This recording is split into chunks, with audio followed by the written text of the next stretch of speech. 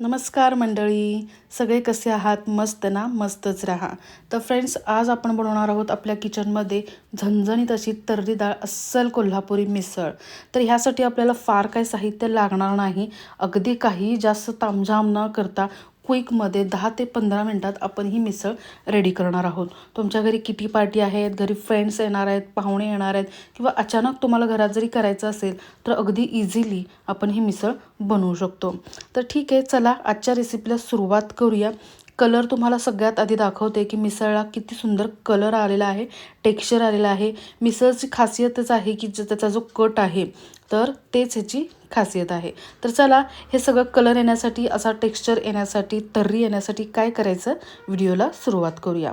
मिसळसाठी आपल्याला इथं मोड आलेली मटकी लागणार आहे. आता कोल्हापुरी मिसळ करतो तर मटकीचीच असते. बाकीच्या ठिकाणी मिक्स कडधान्याची पण असते, तुम्ही घेऊ शकता. पण आपण अस्सल कोल्हापुरी बनवतो इथं म्हणून मी मटकी वापरली, एक 150 ग्रॅम. त्यातलं एक पाव वाटी मटकी मी साईडला काढून घेतलं. आता ह्याचं करायचं काय ते व्हिडिओला मी पुढे सांगणार आहे. तर ही मटकी आपण साईडला ठेवूया. मसाल्यासाठी इथं एक 1.5 चमचा तीळ घेतलेला आहे, 2 कांदे, लसूण, आल्याचा तुकडा, ओलं खोबरं, तुम्ही सुक्कंसुद्धा घेऊ शकता. हे सगळं मसाला मिक्सरमध्ये आपल्याला वाटायचं. ह्यासोबत मसाले लागणार आहेत: खसखस, लवंग, मिरी, वेलची, दालचिनी, शहाजिरं. तर हे मसालेसुद्धा आपल्याला थोडेसे भाजून आपल्या पेस्टमध्ये ग्राइंड करायचे. तर साधारण ही पेस्ट आपली तयार झालेली आहे. तर पेस्ट एकदम आपल्याला कन्सिस्टन्सी एकदम बारीक पाहिजे फ्रेंड. आपल्याला ओबडधोबड वाटायचं नाही आहे, पेस्ट एकदम बारीक करून घ्यायचं आहे. तर चला, पेस्ट पण रेडी झालेली आहे आपली. तर आपण आता क्विक करणार आहोत रेसिपी. त्यासाठी आपण इथं कुकर वापरतो आहे. कुकरमध्ये काय होतं फ्रेंड्स, मटकी वगैरे कट एकत्र बनवणार आहोत आपण, त्यामुळे वेळही वाचणार आहे, क्विकमध्ये आपली रेसिपी होणार आहे.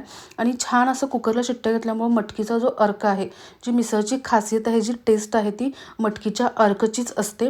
तर ती आपण कुकरला बनवल्यामुळे आपल्या मिसळच्या कटमध्ये अर्क उतरणार आहे.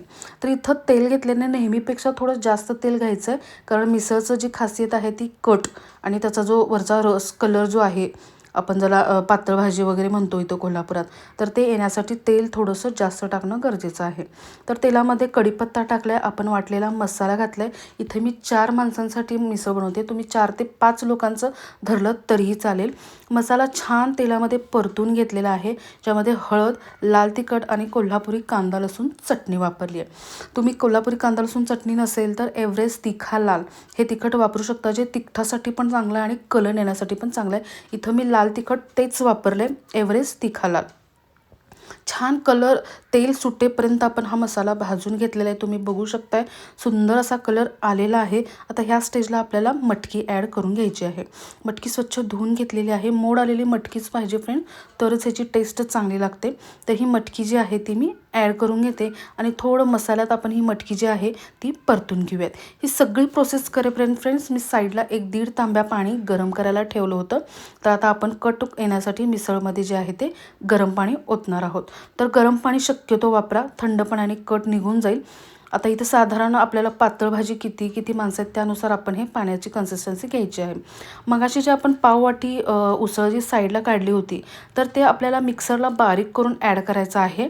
नसेल तर तुम्ही हाताने थोडंसं क्रश केलं किंवा एखाद्या वाटीनी कशाने तर असं दाबून क्रश करून तुम्ही मिसळच्या ह्याच्यामध्ये ओतायचं आहे. ही टिप आहे फ्रेंड्स. मिसळचा अर्क, मिसळचा जो टेस्ट आहे की नाही, खूप पटीने वाढते. तुम्ही एकदा नक्की ह्या पद्धतीने करून बघा. छान दणदणीत अशी वाफ आलेली आहे मिसळला. चवीनुसार मीठ घालूयात, वरून थोडीशी कोथिंबीर पेरूयात आणि छान हलवून आपण एक कुकरला 2 ते 3 शिट्ट्या करून घ्यायच्या आहेत. साधारण 3 शिट्ट्या बास होतात, कोणताही कुकर असू दे. 3 शिट्ट्या आपण करून घ्यायच्या आहेत, ज्यामध्ये आपली मटकी जी आहे ती छान शिजेल आणि त्याचा अर्क जो आहे तो आपल्या कटमध्ये उतरेल. तर आता कोल्हापुरी पद्धतीची मिसळ करतो म्हणजे त्याच्यामध्ये बटाटा असतो. तुम्ही उकडलेला बटाटा ॲज इट इज व्हाईट वापरू शकता, पण मी इथं थोडंसं ट्विस्ट करणार आहे. थोडंसं तेलामध्ये कढीपत्ता, हिरवी मिरची, आलं लसूण आणि कढीपत्ता, कोथिंबीर एकत्र ठेचून त्याची जरा पेस्ट घालून मी बटाटा थोडा परतून घेणार आहे. आणि काय होतं, बटाट्याचं जे कोटिंग आहे ते जरासं खमंग लागतं. जेव्हा आपण मिसळ खातो ना, जेव्हा दाताखाली बटाट्याचा तुकडा येईल तेव्हा खूप सुंदर लागतं. एकदा असं या पद्धतीने नक्की मिसळ करून बघा फ्रेंड्स. तर आलं लसूण पेस्ट टाकली, हिरवी मिरची टाकली, कढीपत्ता टाकले तेलामध्ये. हे छान मिक्स करून आपण उकडलेले 2 बटाटे घेतलेत साधारण मी मीडियम साईजचे. तर ते बटाटे ॲड करूयात हळद घालून. आणि वरून थोडीशी चवीनुसार मीठ घालून हा बटाटा जो आहे तो आपण परतून एक थोडक्यात पिवळ्या बटाट्याची आपण ही भाजी एक साईडला करून घेऊयात. ओके, तर आपला तिकडं कट शिजतोय, इकडं बटाटा पण रेडी आहे फ्रेंड्स. तुम्ही बघू शकता आपली मिसळ तयार आहे. आता आपल्याला फक्त फरसाणा आणि ब्रेड लागणार आहे, जे आपण बाहेरूनच आणणार आहोत ते. त्यामुळे आपलं सगळं आता रेडी झालेलं आहे. आता आपण कट पण बघूयात, कटला कलर टेक्स्चर कसा आलाय तेही एकदा चेक करूयात.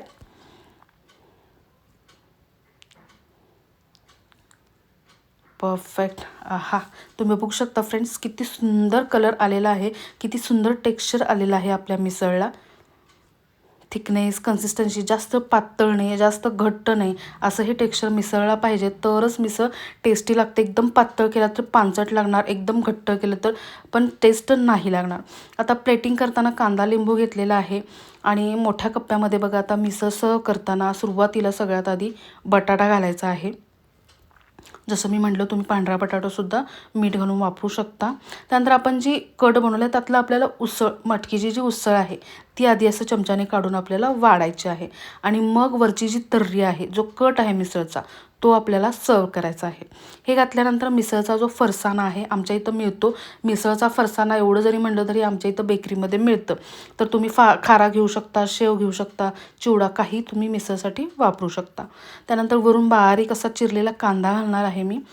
त्यानंतर टोमॅटोचे एक 2-3 काप थोडंसं डेकोरेशनसाठी घालणार आहे. परफेक्ट. आणि कोल्हापुरात मिसळ जी खाल्ली जाते ती ब्रेडसोबत खाल्ली जाते. इथे पावसोबत नाही, तर इथं ब्रेडसोबत खाल्ली जाते. तर तुम्ही बघू शकता इथं आपली अवघ्या 10 ते 15 मिनिटात मस्त तर्रीदार झणझणीत अशी मिसळ तयार आहे. पाहुणेसुद्धा हे खाऊन एकदम खुश होऊन तृप्त गेलेत. जशी बाहेर मिळते की नाही नाश्ता सेंटरमध्ये, अगदी सेम नाश्ता सेंटरसारखी मिसळ आपण घरी बनवलेली आहे.